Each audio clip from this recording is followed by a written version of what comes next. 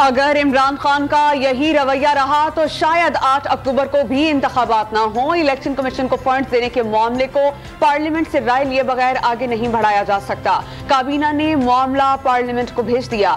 Supreme court چاہے تو پوری پارلیمنٹ کو بلا کر نااہل کر دے۔ وزیر داخلہ رانا ثناءاللہ کا انٹرویو۔ سپریم کورٹ کی الیکشن کے لیے فنڈز فراہمی کی 10 اپریل کی ڈیڈ لائن گزر گئی۔ حکومت نے الیکشن کمیشن کو پنجاب میں انتخابات کے لیے 21 ارب روپے فراہم نہیں کیے۔ الیکشن کمیشن آج عدالت میں رپورٹ جمع کرائے گا۔ سپریم کورٹ کے فیصلے سے متعلق مختلف آراء سامنے آ رہی ہیں۔ 4 ججز نے از خود نوٹس کیس کو غلط قرار دیتے ہوئے مسترد کیا۔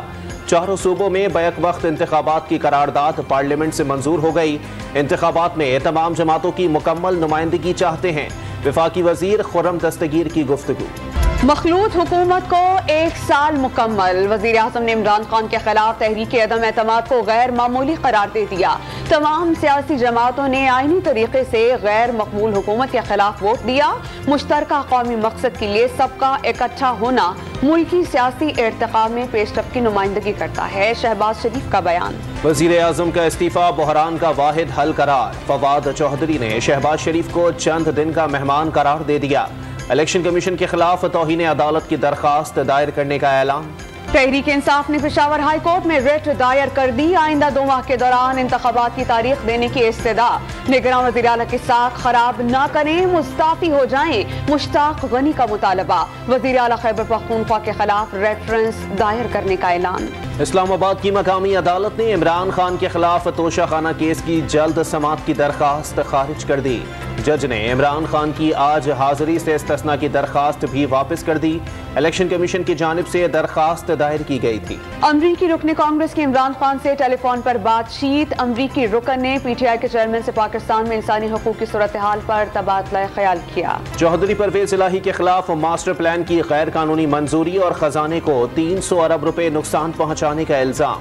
نیب نے ماسٹر پلان کی تحقیقات میں معاونت کے لیے D G L D A کو خط لکھ دیا۔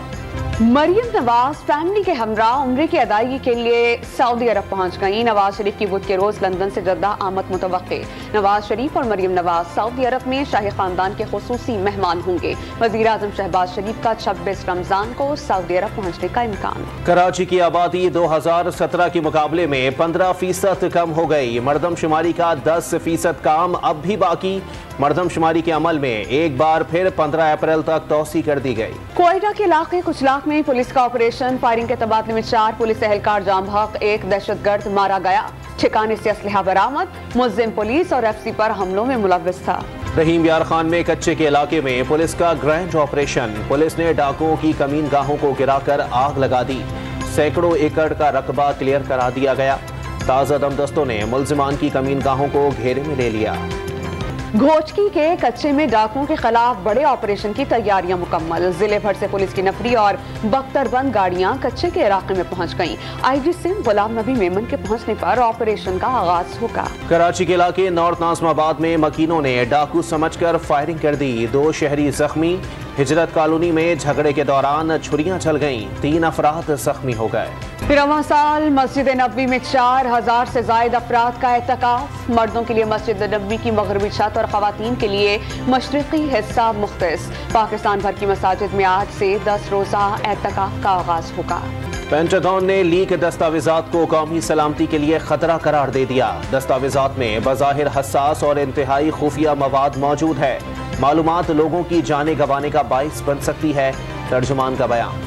نیوزی لینڈ کی کرکٹ ٹیم 5 ون ڈے اور 5 T20 میچز کے لیے پاکستان پہنچ گئی۔ مہمان ٹیم کی قیادت ٹام لیتھم کریں گے۔ کیویز 2 دن آرام کے بعد 13 اپریل کو ٹریننگ سیشن کا آغاز کریں گے۔ پہلا T20 میچ 14 اپریل کو کھیلا جائے گا۔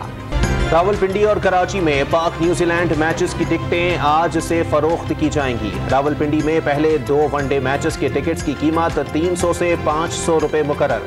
کراچی میں ایک ٹکٹ 250 روپے سے 1000 روپے میں ملے گا۔ پاکستان کے پہلے پاپ سنگر احمد رشید کو مداحوں سے بچھڑے 40 برس بیت گئے۔ شوق اور سنجیدہ گیت یکساں مہارت سے گائے۔ ان کے گانے آج بھی کانوں میں رس گھول دیتے ہیں۔ اور ہالی ووڈ کی adventure fantasy film Peter Pan and Wendy کا دوسرا ٹریلر جاری۔